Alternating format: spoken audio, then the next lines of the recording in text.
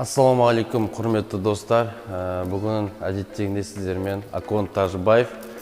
Маған осы уақытқа дейін көп сұрақтардың бірі, ол бойды қалай өсіруге болады деген сұрақтар болатын. Маған бір адам жазған, бойым 1,65, мен качок бола алмаймын ғой, өзім арманыма жете алмаймын ғой деп айтқан. Мен ол кісілерге айтатыным, ешқашанда берілмеу керек, хотя күніне 15 минут болсын, бой өсіретін жаттығумен айналысып тұру керек. Мен ауыр атлетика кезінде қатысқам. Менің бойым басында 1,70 болатын. Мен өзім үшін қысқа болатын ол бой. Өзім армандағы бой емес. Ал қазіргі менің бойым 1,78. Мен ауыр атлетика қатысып жүрген кезде бойым кішкентайлау болды. Біріншіден, екіншіден грыжа болды менде. Ал қазір бодибилдингке келдім.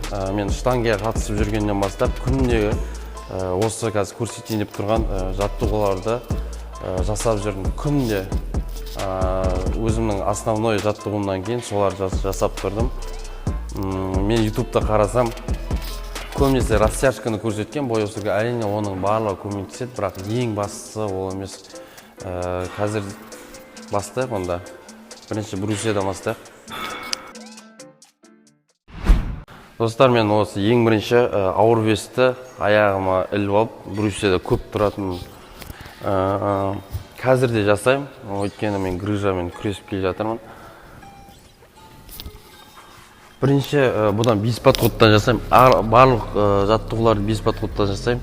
Бірінші ауыр веспен тұратын, оны мен біріншісін максимально қолым талғанша тұрамын осыдан.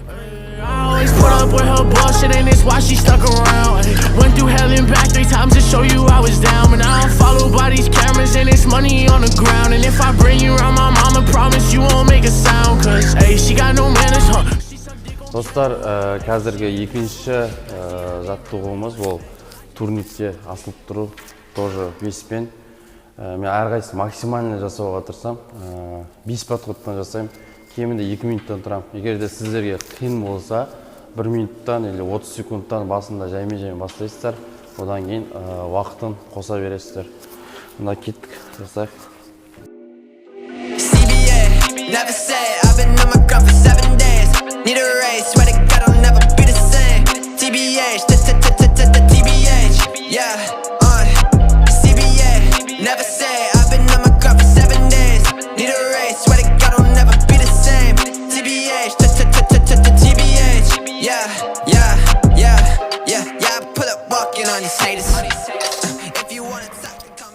Достар, үшінші біздің жаттығуымыз осы. Мен штанга атып жүрген кезде дәл осындай тренажер болатын.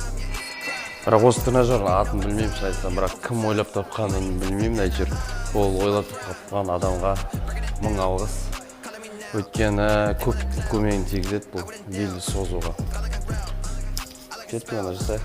Бұндықта мен айта кететінім, бұндықта мен просто әшейін тұрмаймын, өз весіммен. Мен ауыр весті құшақтап алып жасаймын. Сол кезде эффектісі жақсы болады.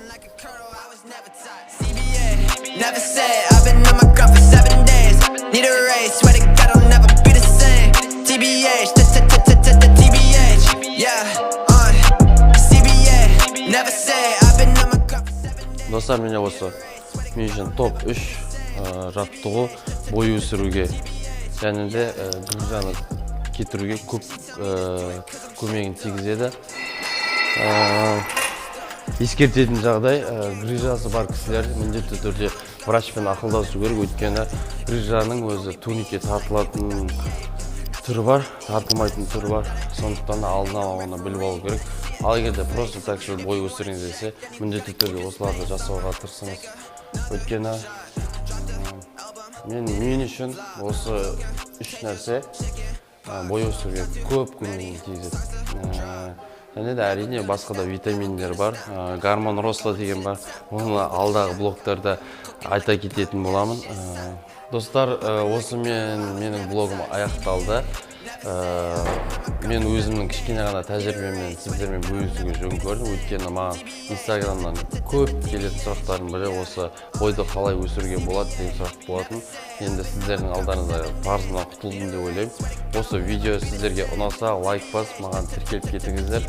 Дәл осылайша сіздер қазақша фитнес контент арнасын дамытуға көп үлестеріңізді қосасыздар. Сонымен достар, сау болыңыздар. Сіздерге рахмет көп.